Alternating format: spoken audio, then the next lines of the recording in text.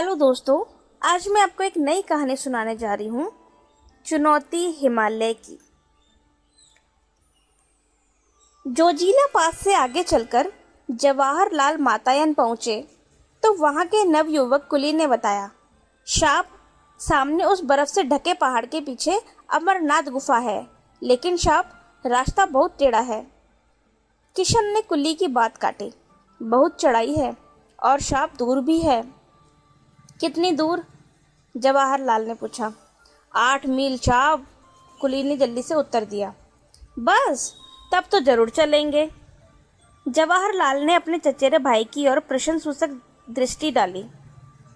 दोनों कश्मीर घूमने निकले थे और जोजिला पास से होकर लद्दाखी इलाके की ओर चले आए थे। फिर जवाहरलाल रास्ते की मुश्किलों के बारे में सुनकर सफर के लिए और भी उत्सुक हो गए। कौन कौन चलेगा हमारे साथ? जवाहरलाल ने जानना चाहा। तुरंत किशन बोला, साहब, मैं चलूँगा। भेड़े चराने मेरी बेटी चली जाएगी। अगले दिन सुबह तड़के तैयार होकर जवाहरलाल बाहर आ गए। आकाश में रात्रि की कालिमा पर प्रातः की लालिमा फैलती जा रही थी। तिब्बती पठार का दृश्य निराला था। दूर दूर तक वनस्पति रहित उजाड़ चट्टानी इलाका दिखाई दे रहा था। उदास, फीके, बर्फ के ढके चट्टानी पहाड़ सुबह की पहली किरणों का स्पर्श पाकर ताज की भांति चमक उठे। दूर दूर से छोटे छोटे ग्लेशियर ऐसे लगते मानो स्वागत करने के लिए पास सरकते आ रहे हों। सर्द हवा के झोंके हड्डियों तक ठंडक पहुंचा रहे थे। जवाहर ने हथेलियां आपस में रगड़कर गर्मी की और कमर में रस्सी लपेटकर चलने को तैयार हो गए। हिमालय की दुर्गम पर्वतमाला मुंह उठाए चुनौती दे रही थी। भाई, किशन और कुली सभी रस्सी के साथ जुड़े थे। किशन गडेरिया अब गाइड बन गया। बस 8 मील ही तो पार करने हैं। जोश में आकर जवाहरलाल चढ़ाई चढ़ने लगे। यूं 8 मील की दूरी कोई बहुत नहीं होती, लेकिन इन पहाड़ी रास्तों पर 8 कदम चलना दूभर हो गया। एक एक डग भरने में कठिनाई हो रही थी। रास्ता बहुत ही वीरान था। पेड़ पौधों की हरियाली के अभाव में एक अजीब सा खालीपन सा महसूस हो रहा था। कहीं एक फूल दिख जाता तो आंखों को ठंडक मिल जाती। दिख रही थी सिर्फ पथरीली चट्टानें और सफ़ेद बर्फ। फिर भी इस गहरे सन्नाटे में बहुत सुकून था। एक और सूं सूं करती बर्फीली हवा बदन को काटती तो दूसरी ताजगी और फुर्ती भी देती। जवाहरलाल बढ़ते जा रहे थे। ज्यों-ज्यों ऊपर चढ़ते गए त्यों-त्यों सांस लेने में दिक्कत होने लगी। एक कुली की नाक से खून बहने लगा। जल्दी से जवाहरलाल ने उसका उपचार किया। खुद उन्हें भी कनपट्टी की नसों में तनाव महसूस हो रहा था। लगता था जैसे दिमाग में खून चढ़ाया हो। फिर भी जवाहरलाल ने आगे बढ़ने का इरादा नहीं बदला। थोड़ी देर में बर्फ पड़ने लगी। फिसलन बढ़ गई। चलना भी कठिन हो गया। एक तरफ थकान, ऊपर से सीधी चढ़ाई। तभी सामने एक बर्फीला मैदान नजर आया। चारों ओर हिम शिखरों से घिरा वह मैदान देवताओं के मुकुट के समान लग रहा था। प्रकृति की कैसी मनोहर छटा थी, आंखों और मन को तरोताजा कर गई। बस एक झलक दिखाकर बर्फ के धुंधलक में ओझल हो गई। दिन के 12 बजने वाले थे। सुबह 4 बजे से वे लोग लगातार चढ़ाई कर रहे थे।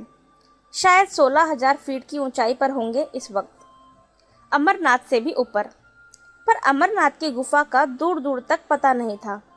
इस पर भी जवाहरलाल की चाल में न ढीलापन था, न बदन में सुस्ती। हिमालय ने चुनौती जो दी थी। निर्गम पथ पार करने का उत्साह उन्हें आगे खींच रहा था। साहब, लौट चलिए, वापस कैंप में पहुंचते पहुंचते दिन ढल जाएगा, एक कुली ने कहा। लेकिन अभी तो अमरनाथ पहुंचे नहीं। जवाहरलाल को लौटने का विचार पसंद नहीं आया। वह तो दूर बर्फ के उस मैदान के पार है। किशन बीच में बोल पड़ा, चलो चलो, चढ़ाई तो पार कर ली, अब आधे मील का मैदान ही तो बाकी है, कहकर जवाहरलाल ने थके हुए कुलियों को उत्साहित किया। सामने बर्फ का सपाट मैदान दिखाई दे रहा था। उसके पार दूसरी ओर से नीचे उतरकर गुफा तक पहुंचा जा सकता था। जवाहरलाल फुर्ती से बढ़ते जा रहे थे। दूर दूर से मैदान जितना सपाट दिख रहा था, असलियत में उतना ही उबड़ खाबड़ था। ताजी बर्फ ने ऊंची नीची चट्टानों को एक पतली चादर से ढककर एक समान कर दिया था। गहरी खाइयाँ थी, गड्ढे बर्फ से ढके हुए थे और गजब की फिसलन थी। कभी पैर फिसलता और कभी बर्फ में पैर अंदर धंसता जाता। बहुत नाप नाप कर कदम रखने पड़ते थे। यह तो चढ़ाई से भी मुश्किल था, पर जवाहरलाल को मजा आ रहा था। तभी जवाहरलाल ने देखा, सामने एक गहरी खाई मुंह फाड़े निगलने के लिए तैयार थी। अचानक उनका पैर फिसला, वे लड़खड़ाए और इससे पहले कि वे संभल पाए, वे खाई में जाकर गिर पड़े। शाप, गिर गए, किशन चीखा।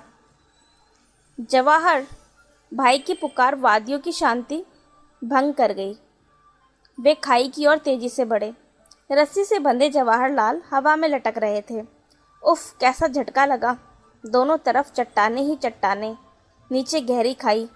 जवाहरलाल कसकर रस्सी पकड़े थे, वही उनका एकमात्र सहारा था।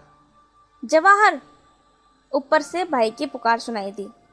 मुंह ऊपर उठाया तो भाई और किशन के धुंधले चेहरे खाई में झांकते हुए दिखाई दिए। हम खींच रहे हैं, रस्सी कसके पकड़े रहना, भाई ने हिदायत दी। जवाहरलाल जानते थे कि फिसलन के कारण यूं ऊपर खींच लेना आसान नहीं होगा। भाई, मैं चट्टान पर पैर जमा लूं, वह चिल्लाए। खाई की दीवारों से उनकी आवाज़ टकराकर दूर दूर तक गूंज गई। हल्की सी पेंग बढ़ा। जवाहरलाल ने खाई की दीवार से उभरी चट्टान को मजबूती से पकड़ लिया और पथरीले धरातल पर पैर जमा लिए। पैरों तले धरती के एहसास से जवाहरलाल की हिम्मत बढ़ गई। घबराना मत जवाहर, भाई की आवाज़ सुनाई दी। मैं बिल्कुल ठीक हूँ, कहकर जवाहरलाल मजबूती से रस्सी पकड़ एक एक कदम ऊपर की ओर बढ़ने लगे। कभी पैर फिसलता, कभी कोई हल्का फुल्का पत्थर पैरों के नीचे से सरक जाता, तो वह मन ही मन कांप जाते और मजबूती से रस्सी पकड़ लेते। रस्सी से हथेलियां भी जैसे कटने लगी थी, पर जवाहरलाल ने उस तरफ ध्यान नहीं दिया। कुली और किशन उन्हें खींचकर बार बार ऊपर चढ़ने में मदद कर रहे थे। धीरे धीरे सरक कर किसी तरह जवाहरलाल ऊपर पहुंचे। मुड़कर ऊपर से नीचे देखा कि खाई कितनी गहरी थी कि कोई गिर जाए तो उसका पता भी ना चले। शुक्र है भगवान का, भाई ने गहरी सांस ली। शाप, चोट तो नहीं आई? एक कुली ने पूछा। गर्दन हिला, कपड़े झाड़ जवाहरलाल फिर चलने को तैयार हो गए। इस हादसे से हल्का सा झटका जरूर लगा, फिर भी जोश ठंडा नहीं हुआ। वह अब भी आगे जाना चाहते थे। आगे चलकर इस तरह की गहरी और चौड़ी खाइयों की तादाद बहुत थी। खाइयाँ पार करने का उचित सामान भी तो नहीं था। निराश होकर जवाहरलाल को अमरनाथ तक का सफ़र अधूरा छोड़कर वापस लौटना पड़ा। अमरनाथ पहुंचने का सपना तो पूरा ना हो सका, पर हिमालय की ऊंचाइयां सदा जवाहरलाल को आकर्षित करती रहीं। दोस्तों, आज की कहानी आपको कैसी लगी हमें कमेंट में ज़रूर बताएं और हमारे चैनल को ज़रूर सब्सक्राइब करें। Thank you for listening.